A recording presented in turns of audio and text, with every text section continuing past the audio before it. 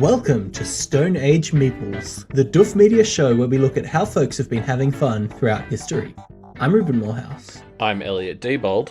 And this is one of our pilot season episodes, where we're trying out pilots for a variety of new shows. What is Stone Age Meeples, Elliot? Well, it's a look at ancient board games, the cultures that created and inspired them, and a bit of a look at rules and strategy. It kind of takes two of the most nerdiest and most boring things ever, which are board games and history, and smushes them together into a podcast. Just what the world was craving for. Exactly. I mean, honestly, I'm not going to lie. I had so much fun putting this episode together, and I hope that everyone else has as much fun listening to it, because I feel like there's a bunch of fascinating stuff to talk about today. Yeah, it's basically a trip down a bunch of fun facts loosely related to board games in ancient Egypt, this episode. Yeah, pretty much. Because we're looking at the ancient Egyptian game of Senet. Yes, that is sort of the how it is currently pronounced version of the name of this game. Well, so here's your first fun fact of the episode, folks. Hieroglyphs, Egyptian hieroglyphs do not have vowels. So it's a language without vowels. And so we kind of have to guess how words like this would be spelt. We know it's S, apostrophe N, apostrophe T.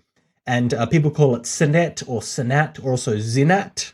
They're all kind of valid interpretations. I mean, that's the thing. Like hieroglyphs, not only is it like a language, for lack of a better word, that was used for like over 3,000 years, so it would have evolved, but like, it doesn't map directly onto like, modern Roman English letters. So Senet is sort of the one that everyone has agreed to go with as a pronunciation of the game. Yeah, that's going to be a recurring theme actually for our discussion of Senet, because a lot of these things about how the game worked and what all the things meant and what everything was called, it's all kind of patched together from different, hieroglyph sources. And so there's a lot of discussion about different interpretations of things that we're going to be talking about today. Yeah, absolutely.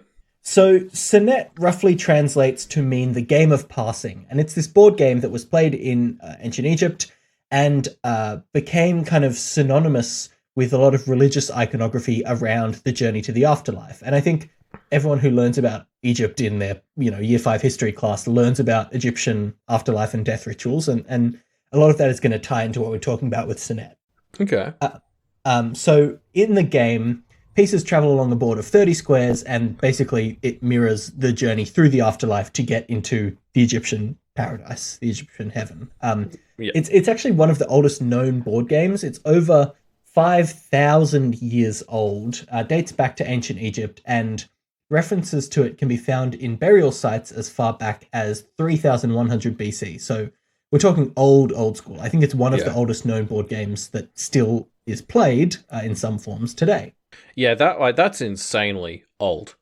Yeah, it's crazy. And this is the point where, these references, these depictions are in like burial sites of kings and royalty, and so presumably this game would have originated with not royalty and made its way. So obviously it would have existed for longer than we know it to have existed, because it had to take some time to get up the chain, as it were. But I think like I think I saw one thing is like Tutankhamun was buried with four I don't know what kits of Senet. Yeah, and huge ones. So depending on your class, obviously ancient Egypt was a class-based society, and depending on your class, you would have either like kind of simple bone or wooden Senet boards, all the way up to these like massive room-sized things if you're a pharaoh. It's crazy. So obviously you can't see this in the audio medium, but you and I, Elliot, have seen a bunch of pictures of carvings on tombs of hieroglyphs of pharaohs playing Senet, and it's the craziest thing to look at, because it kind of looks like they're playing chess, and it feels so weird and like out of date to have these pictures of, next to ancient Egyptian hieroglyphs and ancient Egyptian depictions of pharaohs, they're just kind of playing Senet. The picture I'm looking at here is Nefertiti of a pharaoh playing Senet, and it's crazy. It just looks like she's playing a board game. It's so like relatable. Yeah, well, and I mean, that must mean it's some sort of a big deal. I don't know how extensive all these hieroglyphs are, but like for Senet to have made it on the wall, like, it must have been pretty common and somewhat significant. Yes. So from what historians are able to tell, it was a very, very common game. So, you mentioned Tutankhamun's tomb having this like table-sized board, and workers, lower down the rung would be buried with Senet boards as well, because it did take on this religious and afterlife kind of level significance, to the extent that this set of carvings called the Book of the Dead, which is where we get a lot of our understanding about Egyptian afterlife rituals from. And of course, like, was crucial to the plot of the Mummy films. Yes, of course, what it's mainly known for from the Mummy. Yes, it contains depictions of people playing Senet. Like, this is it became very heavily baked into afterlife culture. And of course, as we get into some of the rules and stuff a bit later, I mean, it'll become obvious why it was so, tightly tied to that. Yeah, I think it actually didn't start out being tied to... It started out as a secular game, or possibly historians think maybe a calendar, because there are 30 squares that you play on, which, could be analogous to the 30 days in a month, right? And then kind of evolves over time into a game, and then from there takes on religious significance. Leading theories by historians are that since this game was so common, people just didn't write down the rules because everyone just knew how to play it. Which means that while we're able to intuit how to play from the board and pieces and depictions, we actually aren't 100% sure, and we've we'll talk about some of the different interpretations of the rules and what that means in a bit as well. Yeah. But eventually this game got to this point where it was thought that if you played it before you died, it would basically, and you won, I should say, it would help guarantee you entry into paradise, as opposed to the other thing that would happen if you didn't get into paradise in Egyptian afterlife mythology, which is basically you would be expunged. You would be not sent to hell, but erased and become, nothing. Yeah. Which is bad, obviously.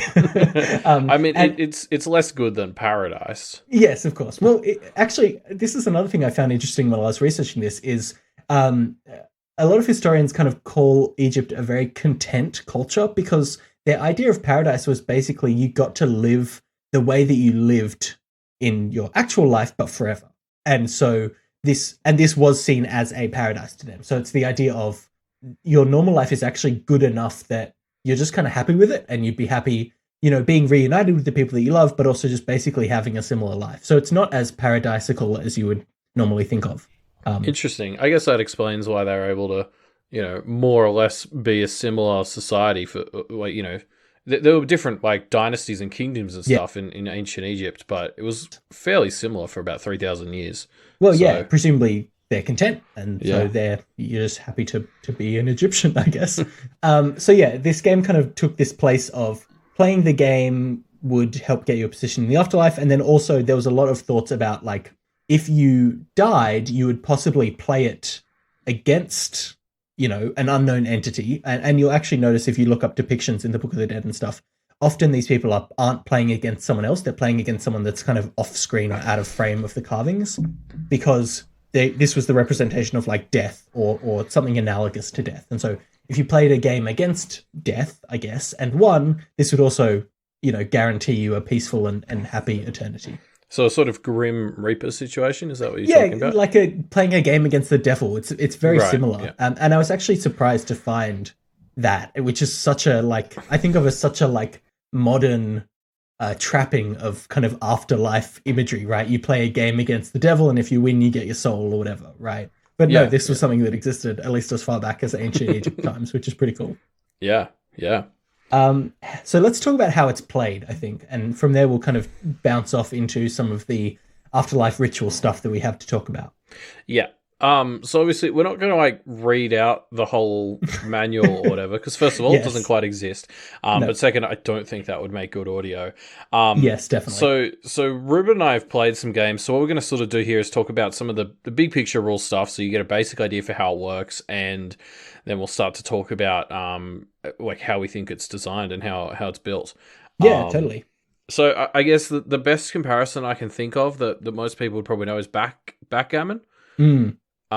Basically, you start with 5 pieces each, and they're arranged on the first 10 spaces. One person's on all the odd numbers, one's on all the even numbers. And then basically each turn, you either move one of your pieces forward or back, with the idea that you've got to get them off the end of the board, so off space 30.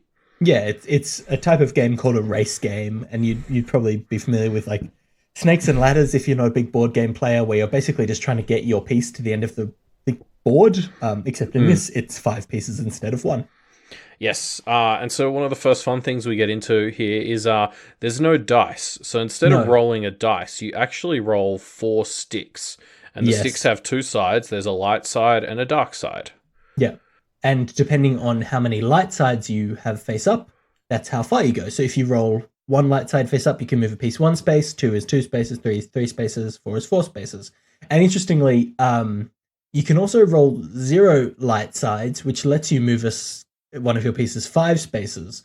And the reason that I think this is so interesting is because this game kind of predates the concept of a 0, which means that they didn't have a concept for rolling 0. So instead, it just kind of, they had it like loop around to the idea of a 5 instead, which is so wild to me. Yeah, and it was so interesting. I did a bunch of reading up on this. So it's so interesting. The concept of 0, there's actually like multiple levels of like getting a concept of 0 that societies sort of go through. Yes. So like ancient Egyptians, they actually sort of had a base 10 numbering system, but they got around sort of needing zeros like we'd need in a 10 or a 100 by just having like symbols for 100 and a symbol for 10. So you just have like the symbol for 100 and then the symbol for like 3 10s and so to have 130. Yeah. And one of the first things most societies start to do, and this is eventually what Egypt started to do, is you fill that space in with a blank space. So, you know, instead of a 0 like we do, you just have 1 space 1 to be 101. Right, yeah. And then after that, you start to actually use 0 as the concept of nothing. But what's really interesting is the first evidence of that being done in Egypt comes from like an accounting spreadsheet that they found. Spreadsheet, a Google sheet. Yeah. It's from around 1800 BC, so that's like actually sort of right smack bang in the middle of when Senet, you know, its arc as an Egyptian thing, because Senet kind of went till about I think it was like 2 AD or something was about when they reckon it phased out. And it was obviously 3,000 years back. So right sort of in the middle, Egypt invented zeros.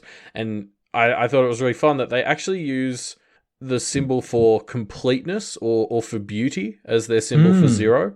And if you think about it from the context of like rounding out spreadsheets or, you know, accounting balancing, it was this idea of when your, you know, you red numbers equal your black numbers, you sort of get this perfect complete 0. There you go. That's so nice. I've never thought about it in that accounting sense of like balancing your credits and your debits to equal 0 is actually quite a beautiful thing. But I can see it. But yeah, so obviously, so Egypt sort of went through this process a couple of thousand years later, but Senet sort of predates it. So the idea of the 4 black sides, I guess, just got converted to extra stuff because there wasn't as much of a concept of nothing, which is so bizarre to think of. Yeah, isn't that interesting? I always found that, you know, you hear about like, well, they didn't have 0 back then. And you're like, what the fuck does that mean? But actually finding out more about it, it's a very fascinating way of thinking. Yeah. So yeah, these sticks that you roll are kind of they're kind of prototypical dice, right? It's like rolling dice before dice really existed. And actually, one of the things that you found out when we were researching this was they actually did have D20s in ancient Egypt, which I found adorable. Yes, although that D20 was from like 320 BC, so that's, you know, a whole 3,000 years after Senet started. So, you know, huge gap there. Yeah, so this game does seem to, as far as we can tell, predate the idea of dice as well. Yep. Yeah, and so the other thing that happens when you roll is if you roll some of the rarer rolls, a 1, a 4, or a 5, you get another turn as well. Yeah, so I think this is really interesting. So because it's 4 sticks, basically your chances of getting a 4 or a 5 are like 1 in 16. And then your chances of getting a 1 or a 3 are 1 in 4. Yeah. So actually not that uncommon to get a 1. No, but that's the interesting thing because it's the same likelihood. So you're just as likely to get a 1 as you are to get a 3. Yeah. And yet 1 gets you the extra turn and 3 doesn't. And I thought that was interesting when we played because there were more times I was begging for a 1 despite the extra turn it would get me than I was after a 3.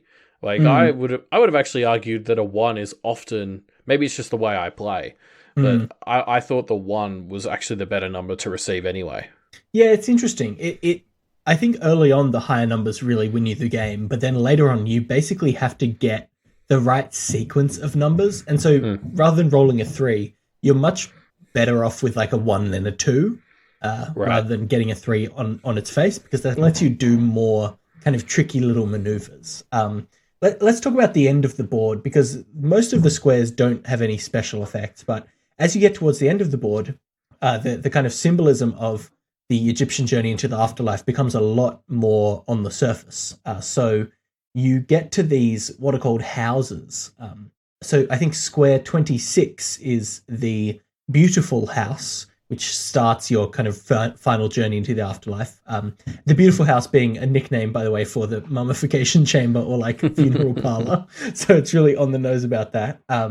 Then you get to the House of Water, which is, we'll talk about the symbolism of that a bit later, but it's basically a trap. And if you fall into it, it's bad for your gameplay. Yep, I lost the game thanks to that stupid space. Yes, it's rough. And then you get to the House of 3 Judges, the House of 2 Judges, and the House of Horus. And these houses all kind of have special conditions for landing on them and then moving off of them. If you're on the House of 3 Judges, you can use a 3 to move a piece off. House of 2 Judges, you can use a 2 to move a piece off.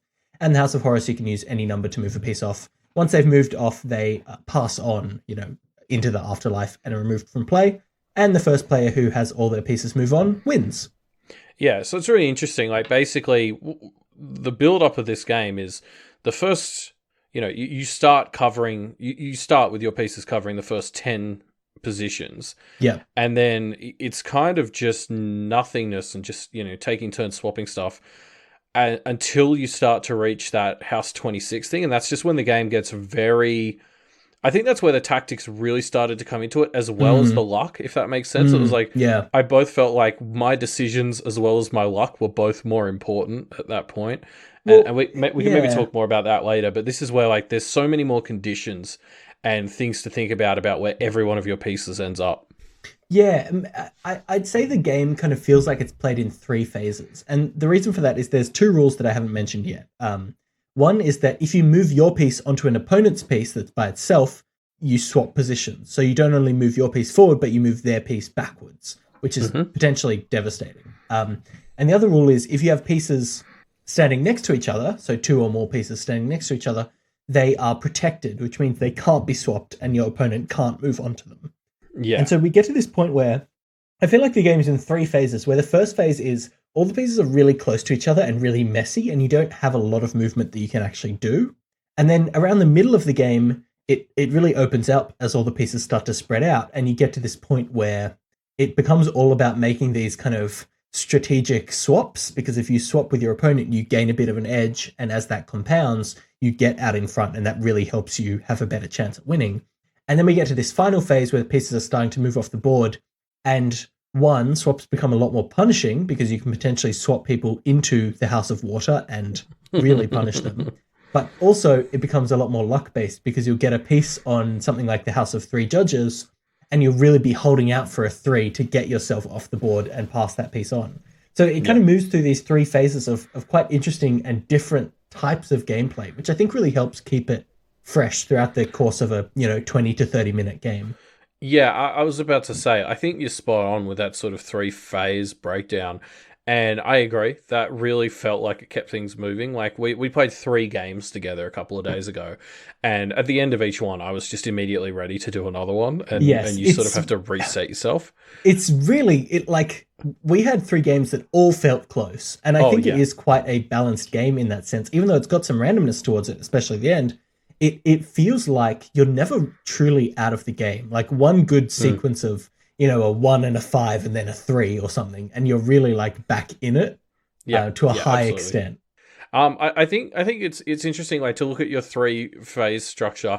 I definitely feel like I felt like the middle phase was the most important and probably also the longest. But it's like it's quite luck based as to where how good your position is after that early phase. Like, I think we had that one game where I got very lucky in my first few rolls, and I just ended up in a very strong position that I mostly managed to maintain as we moved towards the middle, whereas the middle is really your opportunity to start making very strategic plays. Yes, definitely. And then the ending is the one that feels more important. But I think think I was wrong before. I think it is the one that's the most luck based, and there is still strategy to it, but it's like that's just kind of where everything's coming together. You're down to a few pieces, and it's really the high stakes. But it's probably your position and that end game is all coming from how well you've placed yourself in the middle phase. Yes, totally. It is luck based, but doing well in the first two phases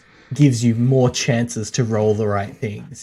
So it's like you're building yourself up a buffer of luck that you then kind of spend as you get into the final phase. Yeah, it's a fascinating game. I found it a lot more fun than I was expecting. Yeah, same, right? Like same. I kind of had this picture of ancient board games, like even not ancient, but like old board games like Monopoly. You're kind of like, I mean, yeah, it's fine, but it's not really fun compared to like modern Euro, revival games. Yeah, even some of the classic board games, like you look at backgammon, and it's just got some problems with it. I think. Yeah, it just doesn't feel elegantly designed. Yeah, exactly. Like there's just some quirks to them, and this one has that. But I still was surprised at how much I enjoyed it. Like, could I play it 2 hours a day for a year? Probably not, but like is it good for a couple of sessions with some friends? Like, I think absolutely. Yeah, genuinely, I expected myself to put it into this category of like, I don't know, like backgammon, where it's like, yeah, it's fine, but it's old, and you can feel that it's old. Whereas this game, it really felt like it had some really interesting mechanics to like balance itself out. Like, as one player starts to win, it becomes a lot harder for them to move their pieces, and so they will have to accidentally force themselves into making bad moves, and that is easily able to be punished and easily lets the other player kind of catch up to them. And so it reminds me a bit of billiards, like with that sort of self-correcting measure. Like in billiards, if one person pulls way ahead and they've sunk 6 of their balls and the other person's only sunk 2, what that means is that the person with only like a couple of balls left on the table, it's way easier to put them in a bad position or for them just to not end up in a good position. So there's a bit of a self-correction to billiards, in that it lets the person catch up a little bit before they can level the playing field again. And I felt like that a lot. Like as one of us would start to pull ahead and get a few pieces off the board, the other person was then suddenly, so much more powerful on the board because they had like twice as many pieces to work with.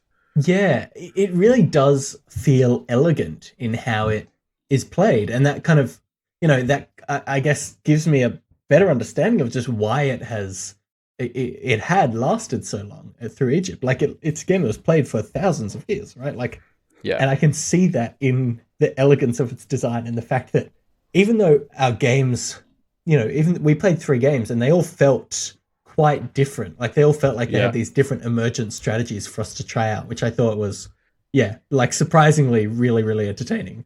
Yeah, I completely agree. So do you want to talk a bit about like the rules and how they sort of put them together? Because I found this fascinating. Yeah, totally. So as you sort of mentioned already, like the game was just so common in Egypt that they didn't actually find that much written about it anywhere. It's also like writing and being able to read was a bit of a luxury in Egypt. As you mentioned, it's like a classist society, and it was really only the upper echelons who did much reading and writing, like priests and stuff. So we haven't found like a complete manual, and we assume that's because most people were just teaching each other by word of mouth.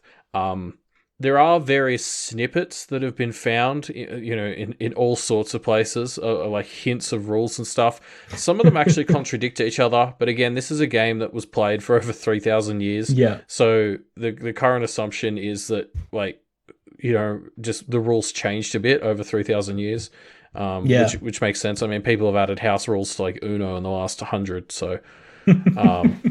It needs it, though. It's not that fun of a game, Uno. So there's actually 3 competing sort of popular rule sets for Senet, which I found really interesting because when we sort of just played it before I did this research, I sort of assumed it was the one set of rules. But we actually played a set that were the closest to the Jacquire rules, but they're actually a little bit different. So the Jacquire rules were They're generally the most popular, and that's because they were probably the first big, like, complete rule set for the game. Another German Egyptologist kind of said, "Oh yeah, I think that's correct." And also, based on reading about the three of them, it sounds like it's the most fun, which is probably the thing that really clinched the deal for it. In terms of becoming the widespread one. Yeah. So we played that. There were a few differences, like in the original draft for the rules that Jaquir lays out. 4 black sticks is actually a 6, not a 5, which, like, I think would have had some interesting implications because the difference between odd and even was usually very important as we were playing. Also, like, just the way it started, like, you actually took turns to see who went first, which I don't think we did. The computer just sort of assigned them to us. Yeah. Jaquir also originally had, and this was something we talked about as we were playing, a blockade mechanic, which is if you have 3 pieces in a row, people aren't even allowed to jump you. So we talked about how if you've got 2 in a row, they can't land on you. They can't be stolen. In these original rules, if you have 3 in a row, they can't even be jumped over. So if you've got a piece right behind a set of 3 and you roll a 5, you still can't jump over it if there's 3 in a row, which is definitely, I mean, that's very interesting. That could be very powerful. I'm a little on the fence about whether I think that mechanic would have helped or not. Yeah.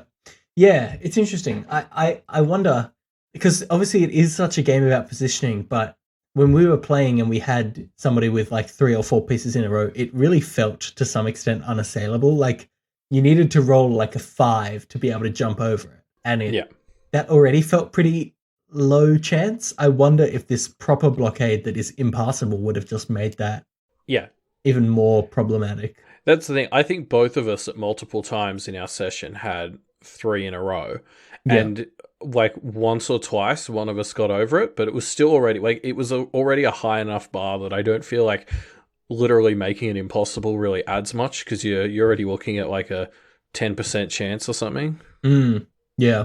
And of course, like, that's the interesting thing, because at first I was like, oh, I'm just going to make a blockade and keep it. But blockades are a kind of self-correcting thing, because when you build them, you've completely limited what you can do with the rest of your pieces. Yeah, those pieces have to move eventually. You know, one of the things that we haven't really mentioned is you can't pass in Senet.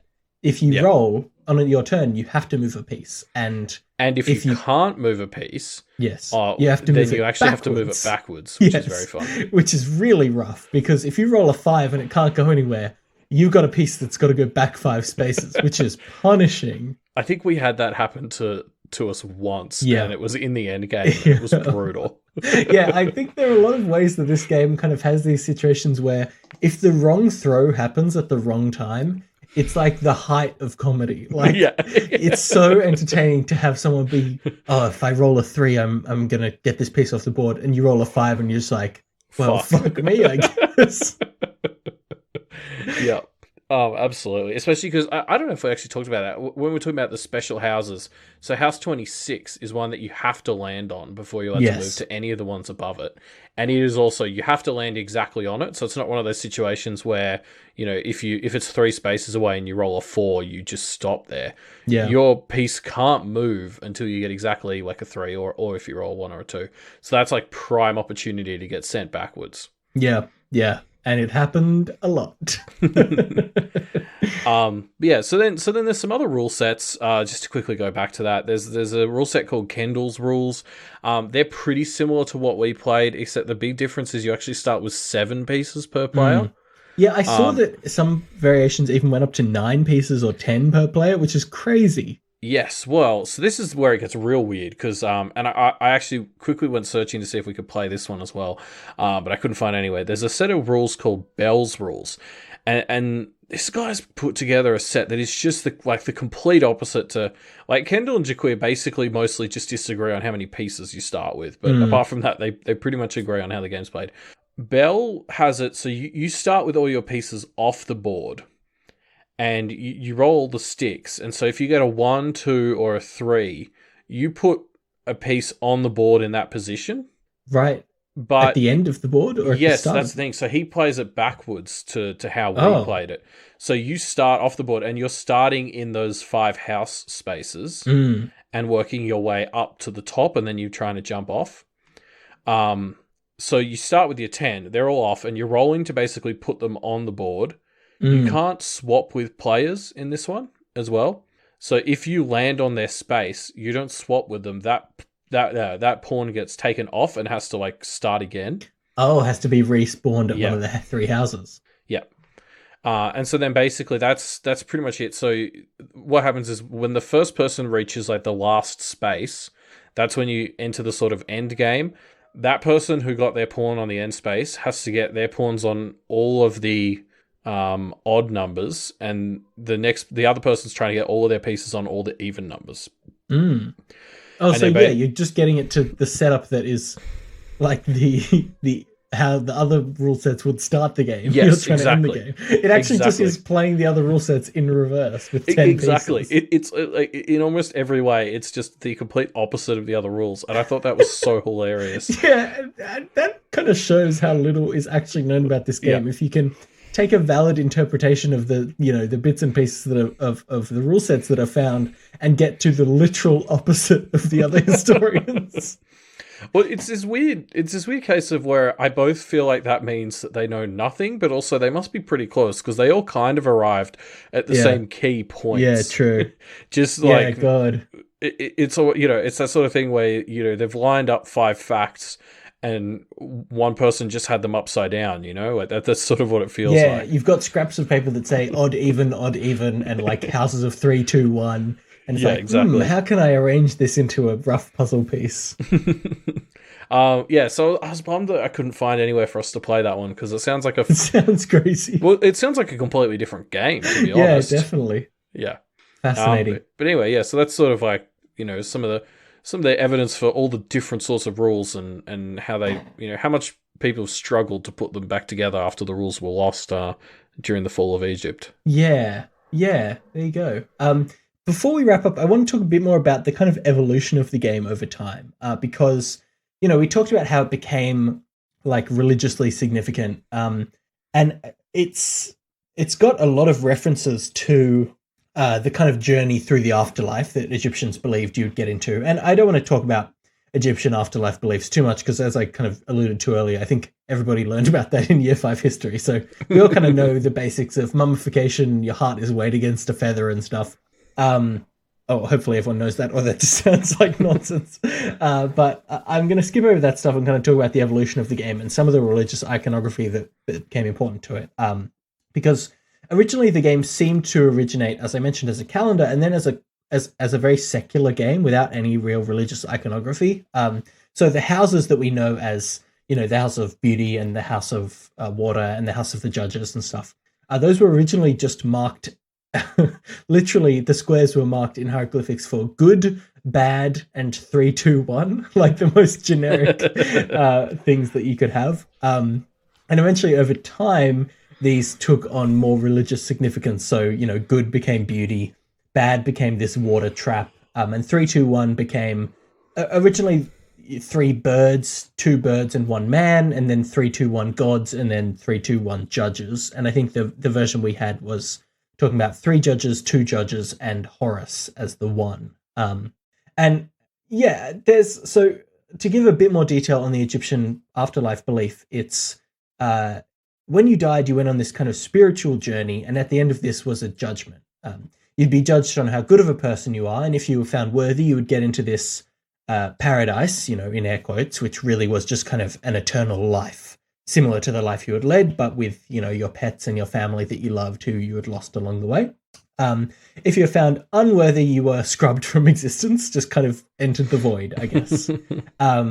And so obviously mummification was a part of this. Mummification was a process that would help you prepare for your journey into the afterlife, and people would be buried in these lavish tombs with things that would help them in the afterlife. So food that would kind of nourish your soul for its journey. Things like vessels that you would often have. So a lot of people were buried with boats because it was believed that you would need this boat to kind of travel on this journey through the afterlife. And actually, I kind of looked into this to try and find the parallels between the water trap and the boat, and whether there was kind of a specifically named river, a la the river Styx, that you had to cross. I was about to ask. Well, yeah, so it seems like there wasn't to that specific level, but boat iconography was used a lot for traveling, and obviously the Nile was a pretty major part of the Egyptian way of life. Things like bodies would be buried on one side of the Nile, and one of the things that you have to answer for when you're judged is, did you kind of treat the Nile with respect? Did you make dams against it or not? Did you kind of use it when you were meant to and not overuse it? Stuff like that. So it's clearly a big part of life, and I think that's what the water trap or the House of Water kind of ties into, is this idea of getting past the Nile as this first step on your journey through the afterlife. So then the houses of the judges, again, don't have a specific parallel in Egyptian afterlife mythology as far as I could tell, but there is this concept of judgment that is quite strong in the afterlife journey. And actually, the Egyptian mythology is where that whole thing of the balancing scales comes into the afterlife, right? So Osiris would weigh your heart against the weight of a feather, and if your heart is heavy with sin, you are judged unworthy and expunged, I guess. Right. But there's this other part specifically where you had to recite these 42 non-confessions and name 42 judges that you would recite them to. And I think this is where the concept of the judges ties in, is you would kind of have this trial with these judges as you went. And so these non-confessions are you basically saying to these judges 42 different statements. So I have not lied would be one of the non-confessions. You're confessing that you haven't done sins, basically. I have not murdered. I have not built a dam against the Nile or whatever. Okay. And this seems to be what's being referenced with the houses of judges, with the idea of these are some of the judges that you would encounter, and you have to kind of make sure that you haven't sinned. And if you're found to have not sinned with the aforementioned weight of your heart versus a feather on a scale, then you're allowed into the afterlife. So yeah, it does seem to have a lot of kind of religious iconography, but because it emerged as a secular game and then transitioned into a more religious game, it seems to not be specific references, but more just kind of vibes and parallels and iconography there. Right. I wonder how important that was for the longevity of the game. Like if you sort of, have worked your iconography and tied it to the dominant religion of the empire. How important that is for basically continued acceptance. Yeah, well, I think the thing is, religion was kind of a tool for the upper class in a lot of ways. Like, the lower class who are illiterate or even lower kind of slaves, religion is not something that they really encounter much in their day-to-day life. It's something that is kind of foisted upon them. And so games like this with religious iconography, I think that helps it take root amongst the upper class, even to the extent of things like the belief that if you beat Senet, this final square, the House of Horus, as you get past it, it kind of symbolizes you taking a position with Ra in the eternal afterlife, who's the sun god. And so it's like all these religious iconography really is there to say to the upper class, like, hey, you're playing a game, but don't feel too bad about it because it's also helping you earn a better position in the afterlife. Whereas that probably wasn't something that was necessarily thought about that much if you're really on the lower class. Yeah, okay. Having said that, though, a lot of worker graves were found with Senet boards. So it obviously had kind of mass market appeal. Yeah, so that's Senet. On the whole, I think it's a pretty fun game. We played it on a site called Board Game Arena, which has a lot of these old games to play, and I'd really recommend trying it out if you get a chance, because it is fun to see what game design was like thousands and thousands of years ago. Yeah, in fact, we should post a link to that in the show notes. We're not sponsored yet by Board Game Arena, but we'll have a link in our description down there. I found that the positioning of the game and this idea of blocking and capturing pieces led to a really strategic game that I found myself really enjoying. Yeah, I quite liked it's. We talked about there was, I think, too much luck for there ever to be like a competitive Senet scene. Yeah, I think so. But it was definitely a good enough balance of luck and strategy for me to get really into it for that evening, and probably a few more. Like I could see myself playing more of this. It's never going to take off to any high level. Like it's not like chess or something, but it's fun enough to play a couple of times and just enjoy. Yeah, definitely. That's our discussion on Senet, and I guess that brings us to the end of the pilot for Stone Age Meeples. As with all the pilot season episodes, please leave your thoughts on this show using the form in the description, because have your say on which pilot you want to be renewed to season. Yes, and of course the other place we're talking about all the pilots with everyone is the Doof Discord, which is a perk of being a Doof patron.